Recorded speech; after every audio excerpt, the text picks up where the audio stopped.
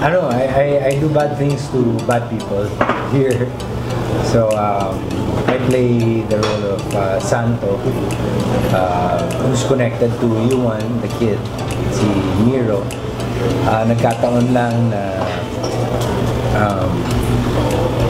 napadpad ako dun sa nagkamali ng pindot ng bata. So na-accept namin yung delivery. Napadpad kami sa lungga ng mga bad guys.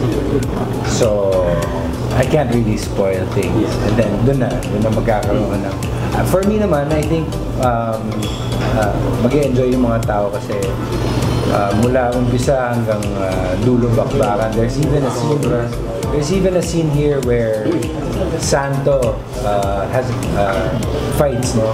May isang fight siya na 1 versus 100. So, ano siya?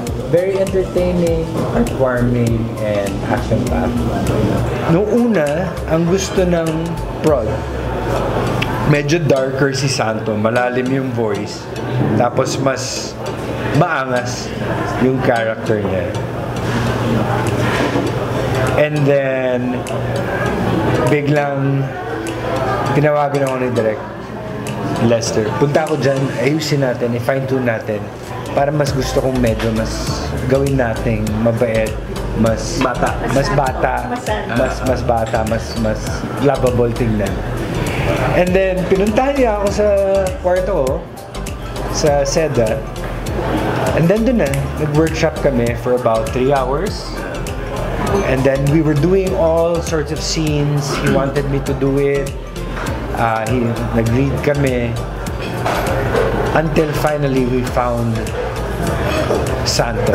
His voice, his attitude, yung pagiging OCD niya sa mga bagay. And I'm very grateful. Kung hindi ako ginaid ni Direk Lester, hindi ko mahahanap ang boses at puso ni Santo.